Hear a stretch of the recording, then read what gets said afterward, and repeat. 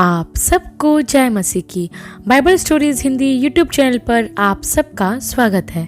आज मैं आपको अंजीर के पेड़ के दृष्टांत के बारे में बताने वाली हूँ, जिसका वर्णन आपको मत्ती, मरकुस और लूका रचित सुसमाचार में देखने को मिल जाएगा।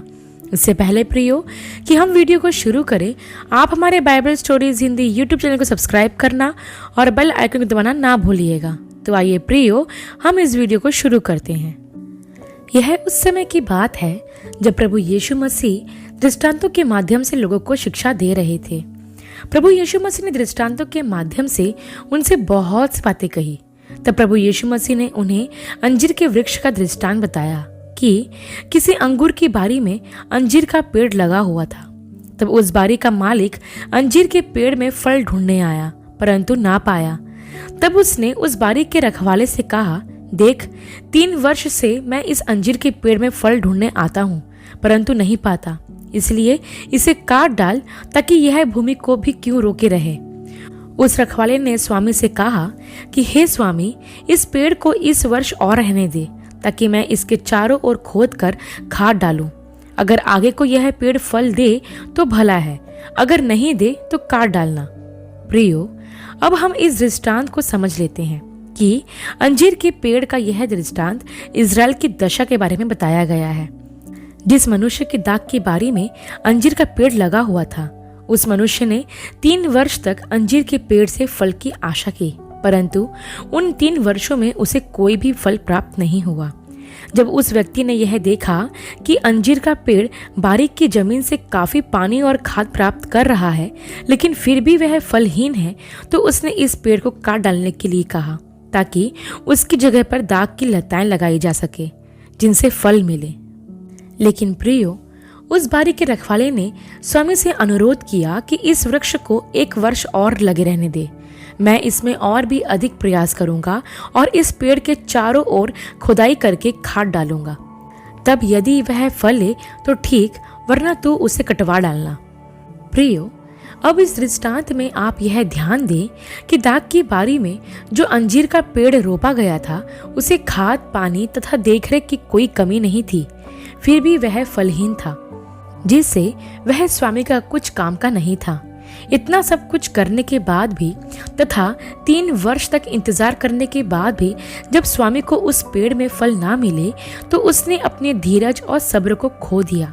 लेकिन बारी के रखवाले ने स्वामी से 1 वर्ष का समय और मांग लिया, ताकि उस पेड़ में 1 वर्ष और देख सके कि फल आते हैं कि नहीं।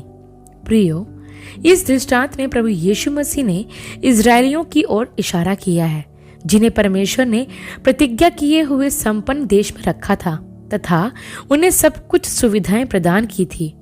संपूर्ण संसार में इजरायली जाति ही एकमात्र ऐसी कौम थी जिसे परमेश्वर ने चुना था और जिसके साथ परमेश्वर ने वाचा बांधी थी कि वे लोग उसके लोग होंगे और वह उनका परमेश्वर होगा। परंतु इस वाचा को इजरायलियों ने भुला दिया था और वे रीति रिवाजों एवं परंपराओं को पूरा करने के द्वारा ही स्वयं को धार्मिक एवं पवित्र समझने पर विश्वास करने लगे थे। इसलिए परमेश्वर के साथ उनकी सहभागिता समाप्त हो चुकी थी। परंतु परमेश्वर ने फिर भी धीरज रखा और संपूर्ण मानव जाति के उद्धार की योजना बनाई। परमेश्वर ने मनुष्य को अनंत विनाश से बचाने के लिए अपने इकलौते निष्कलंक और निर्दोष बेटे को ही संपूर्ण मानव जाति के पापों की क्षमा के लिए बलिदान कर दिया।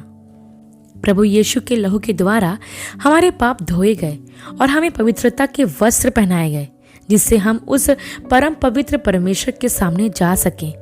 प्रभु यीशु मसीह की पवित्र देह के तोड़े जाने से परमेश्वर और हमारे टूटे हुए संबंध पुनः जुड़ सके।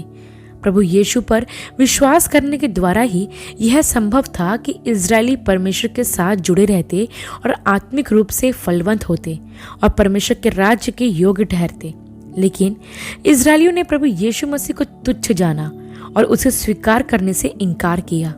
इस दृष्टांत में हम यह देखते हैं प्रियो कि दाख की बारी के रखवाले को अंजीर के पेड़ की इतनी फिक्र होती है कि वह उसकी देखरेख में कोई कमी नहीं छोड़ता और उसे बचाने की हर संभव कोशिश करता है। इससे हम यह कल्पना कर सकते हैं कि हमारा स्वर्गीय पिता हमारी कितनी चिंता करता है। उसने हमें अपने स्वरूप में सृजा है, अपनी आत्मा हमें दी है और अपनी सांस हम में फूकी है। हम मनुष्य उसकी सर्वश्रेष्ठ रचना है और इसलिए वह नहीं चाहता कि हम में से कोई नाश हो। वह धीरज से हमारे लौटने का इंतजार करता है कि हम पश्चाताप करें और अपने पापों से मन फिराकर उसके मार्गों पर चलें। उस बारी के रखवाले से कहीं अधिक बढ़कर परमेश्वर को हमारा ध्यान है। वह अंजीर के पेड़ से कहीं अधिक हमसे प्यार करता है और हमें बचाने की हर संभव कोशिश करता है। वह केवल 1 वर्ष तक ही नहीं परंतु उसे कई अधिक बढ़कर हमारे लिए धीरज धरता है। परमेश्वर ने हम पापियों से प्रेम किया है और हमारे लिए अपने इकलौते बेटे को बलिदान होने के लिए दे दिया। प्रियो, प्रभु यीशु इस दृष्टांत के माध्यम से लोगों को यह बताना चाहते थे कि जो परमेश्वर के अनुग्रह, दया और धीरज को तुच्छ जानते हैं और पश्चाताप नहीं करते, उनके लिए परमेश्वर का न्याय एवं दंड निश्चित है। उससे कोई भी नहीं बच सकता, क्योंकि परमेश्वर न्याय जरूर करेंगे। यह ध्यान रखिए प्रियो कि परमेश्वर की धीरज का एक समय निर्धारित है और उसके बाद न्याय होगा ही। हम उससे नहीं बच सकते। दाग की बारी के रखवाले ने अंजीर के पेड़ को बचाने के लिए हर संभव कोशिश की। उस पेड़ पर दया और धीरज के लिए उसने अपने स्वामी से याचना की। हम विश्वासियों को भी लोगों की आत्माओं को बचाने के लिए हर संभव प्रयास करना चाहिए। उनके लिए परमेश्वर से प्रार्थना करना है, उन्हें बताना है कि वे समय रहते पश्चाताप करें और अनंत विनाश से बचें। हम यह भी ध्यान रखें प्रियो कि परमेश्वर के बिना हमारे जीवन बाहर से भले ही खूबसूरत और आकर्षक दिखाई दे, लेकिन उसमें फल नहीं लग सकते। ऐसे फलहीन जीवन परमेश्वर की दृष्टि में व्यर्थ और अनुपयोगी हैं। प्रियो, अब मैं आपको कुछ बातें बताना चाहती हूँ जो इस दृष्टांत से हमको सीखना बहुत जरूरी है। सबसे पहले हम यह देखते हैं कि बारी के मालिक ने दाग की बारी में अंजीर का पेड़ इसलिए लगाया था ताकि अंजीर के पेड़ को भूमि से सारे पोषक तत्व बराबर मिलते रहें, ताकि जब उसके फल देने का समय आए तो वह उसके फलों का लाभ उठा सके। लेकिन 3 वर्ष के बाद भी उस पेड़ में कोई फल नहीं था। प्रियो, यह ध्यान दें कि उस स्वामी ने दाग की बारी में अंजीर का पेड़ यूं ही नहीं लगाया था, बल्कि स्वामी को उस पेड़ से फल की उम्मीद थी। ठीक उसी तरह परमेश्वर ने इस संसार में हमें सब चीजें भरपूरी से प्रदान की है, अर्थात उसने हमारी देखरेख में कोई कमी नहीं छोड़ी। परमेश्वर ने अंजीर के पेड़ की तरह इस संसार रूपी दाग की बारी में हमें इसलिए रखा है ताकि हम फल ला सकें। अब आप सोच रहे होंगे कि हम फल कैसे ला सकते हैं, तो मैं आपको बता दूं प्रियो कि गलातियों की पत्री के 5 अध्याय में 22 और 23 वचन में आत्मा के 9 फलों के बारे में बताया गया है, जो प्रेम, आनंद, शांति, धीरज, कृपा, भलाई, विश्वास, नम्रता और संयम है। प्रभु परमेश्वर हमसे इन फलों की अपेक्षा करते हैं। आप खुद सोचिए प्रियो, क्या परमेश्वर ने कभी आपके जीवन में कोई कमी आने दी है? क्या कभी कोई दिन ऐसा गया है जिसमें आपको खाली पेट सोना पड़ा हो, या फिर कभी कोई ऐसी रात गई है जिसमें आपके पास तन को गर्म रखने के लिए कपड़े भी ना हो? परमेश्वर पिता ने आपकी जरूरत में आने वाली सारी चीजों को समय समय पर प्रदान किया है और इसके बदले में वह बस आपसे यह चाहते हैं कि आप उसके लिए आत्मिक फलों को उत्पन्न करें। लेकिन दुर्भाग्य है कि इस अंजीर के पेड़ की तरह आजकल मसीही लोगों का जीवन फल रहित है। वे परमेश्वर द्वारा दी जाने वाली भौतिक आशीषों का लाभ तो उठा रहे हैं, लेकिन उनके जीवन में वो फल नहीं है जो परमेश्वर चाहते हैं। प्रियो, यह ध्यान रखें कि यूहन्ना रचित सुसमाचार और उसके 15 अध्याय के 8 वचन में प्रभु यीशु मसीह क्या कहते हैं। वे कहते हैं, मेरे पिता की महिमा इसी से होती है कि तुम बहुत सा फल लाओ, तब तुम मेरे चेले ठहरोगे। यदि हम परमेश्वर के सच्चे शिष्य बनना चाहते हैं और उसकी महिमा करना चाहते हैं तो हमें एक फल उत्पन्न करना जरूरी है। परमेश्वर को बंजर या बांझ पेड़ नहीं, परंतु उसे एक फलदायक पेड़ चाहिए। दूसरी बात प्रियो, जो यह दृष्टांत हमें सिखाता है कि उस स्वामी ने 3 वर्ष तक धीरज धरा और बारी के रखवाले द्वारा निवेदन करने पर उसने और 1 वर्ष तक उस पेड़ के लिए धीरज रखा, जो हमें यह बताता है कि हमारा परमेश्वर धीरजवंत है। वह जल्दबाजी में कोई फैसला नहीं लेता।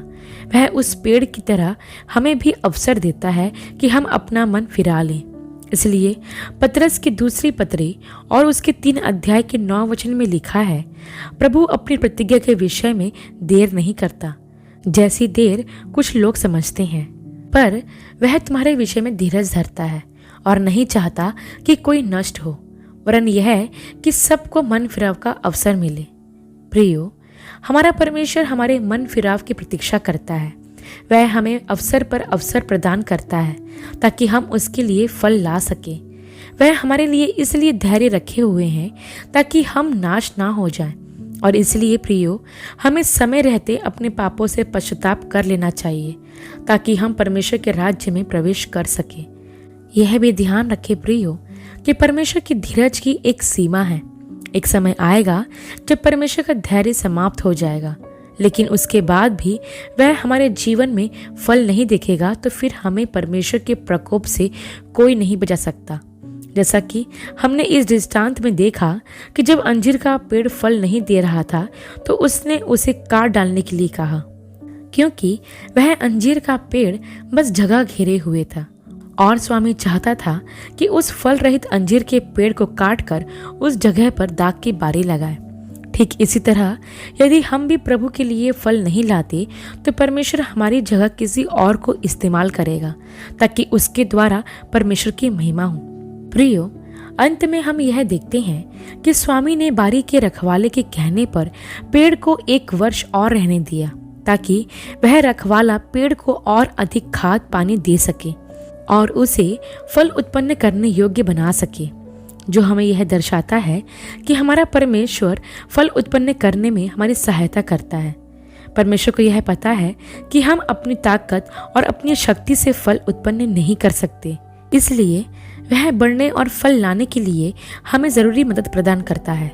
वह चाहता है कि आप 30 गुना, 60 गुना और 100 गुना फल लाएं और आपका जीवन उसकी महिमा के योग्य बन सके। प्रियो, अंत में मैं आपको बस इतना कहना चाहती हूँ कि परमेश्वर की धैर्य की परीक्षा ना ले। हमें परमेश्वर के राज्य को बढ़ाना है और उसकी महिमा इस संसार में फैलाना है, और यह हम तभी कर सकेंगे जब हमारा जीवन फलवंत होगा। हमें पूरी विश्वास, योग्यता और लगन से परमेश्वर के प्रति अपनी जिम्मेदारियों को पूरा करना है, तभी हम फलदायी वृक्ष के समान उपयोगी होंगे, नहीं तो हमारा जीवन व्यर्थ ठहरेगा। हमें आत्माओं को बचाने का हर संभव प्रयास करना चाहिए ताकि प्रभु की ओर से हम प्रतिफल पा सकें। आशा करती हूँ प्रियो, अंजीर के पेड़ का यह दृष्टांत आपके लिए आशीषमय रहा होगा। अगले वीडियो में एक नए विषय के साथ आप सबसे फिर मुलाकात होगी। तब तक के लिए आप सबको जय मसीह की।